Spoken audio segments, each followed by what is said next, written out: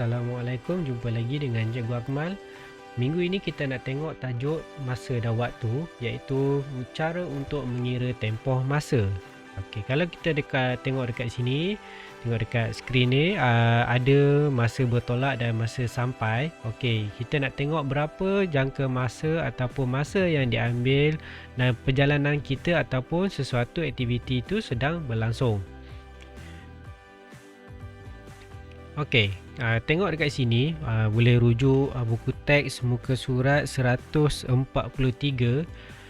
Okey, kalau tengok dekat sini, cikgu ada buat A sama dengan T tambah M, T sama dengan A tolak M sama dengan A tolak T. Okey, A itu bermaksud akhir, iaitu masa akhir. T bermaksud tempoh dan M bermaksud mula. Okey, A, kita nak cari tempoh masa. Okey, kalau tempoh masa kita guna rumus T. T sama dengan A tolak M, ataupun senang kita nak ingat iaitu TAM.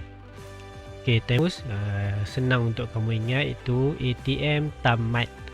Okey, untuk tempoh masa iaitu tempoh masa T, okey, sama dengan A waktu akhir tolak dengan waktu mula.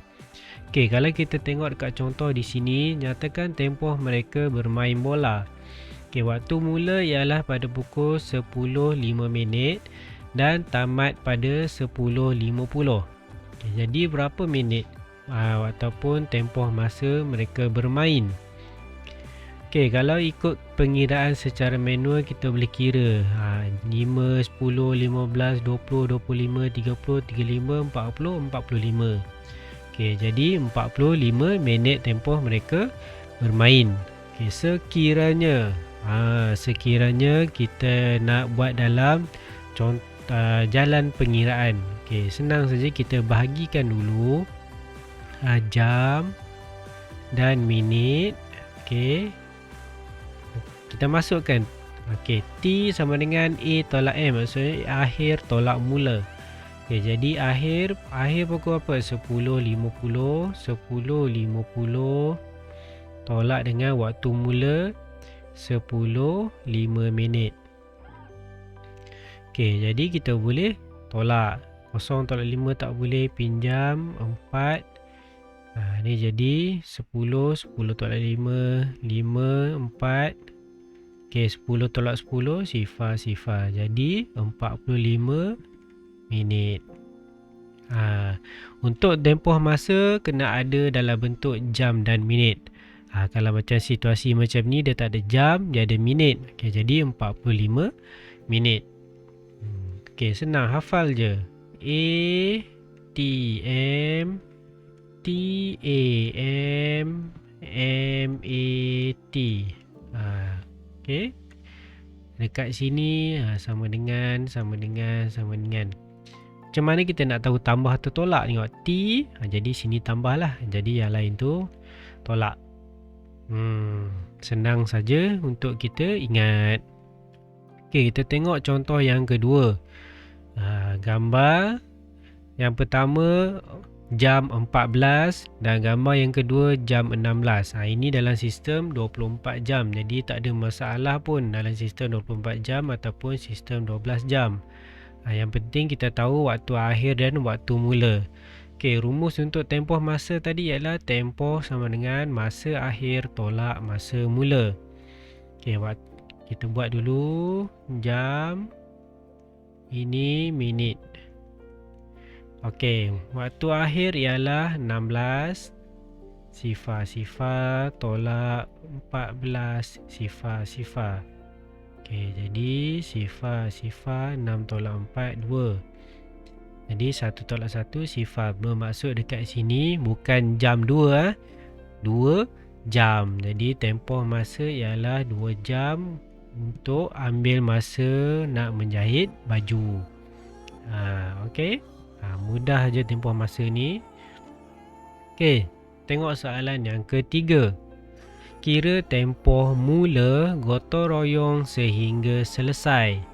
Okey, kalau tengok carta dekat sini ataupun jadual aktiviti, dia bermula pada 7.40 pagi, berkumpul dan taklimat. 8.10 pagi gotong royong ikut zon 11.40 pagi, selesai gotong royong dan jamuan. Kita kena faham dulu soalan. Yang pertama dia tanya tempoh mula gotong royong. Mula gotong royong 7.40 ataupun 8.10.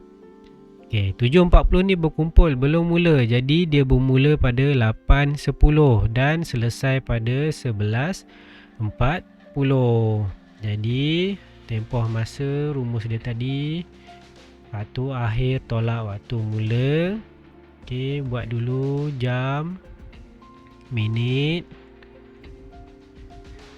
Jam, minit. Mula akhir 11.40, mula 8.10. Sifar 4 tolak 1 3, 11 tolak 8, 1 tolak 8 tak boleh, potong. Sifar 10 tolak 8 2 3. Jadi tempoh masa gotong royong diambil ialah 3 jam 30 minit. 3 jam 30 minit. Alright. Senang je ni. Kita tengok soalan yang keempat. Ayah bekerja dari pukul 7.30 pagi hingga pukul 5 petang. Kira tempoh masa ayah bekerja. Sekarang ni kita tengok kita ada dua situasi dekat sini. Yang pertama kita ada 5 petang dan 7.30 pagi. Kita tak boleh tolak 5 tolak 7.30 pagi. Tak boleh. Kita tak boleh tolak macam tu. Sebab 5 tak boleh tolak 7. Jadi macam mana kita nak tolak? Yang pertama kita tukarkan dulu dalam bentuk 24 jam. 7.30 pagi kalau dalam bentuk 24 jam. Jam, sifar, 7.3 sifar. Untuk pukul 5 petang, 17 jam, 17 sifar. Jadi baru kita boleh tolak. Buat jam, minit. Waktu akhir adalah 17. Waktu dia dah habis kerja, tolak. Sifar 7.3 sifar. Tak boleh tolak. Jadi kita kena pinjam dekat 7. 7 tinggal 6. Ini jadi 60. Kita 1 jam. 1 jam sama dengan 60 minit. Sebab tu di sini jadi 60. Kita tak boleh letak 10. Sebab 1 jam bukan bersamaan 10 minit, tetapi 60 minit. Jadi baru kita boleh tolak. Sifar tolak sifar. 6 tolak 3, 3. 6 tolak 7 tak boleh, pinjam. Sifar jadi 16. 16 tolak 7, 9. Jadi jawapan dia dekat sini.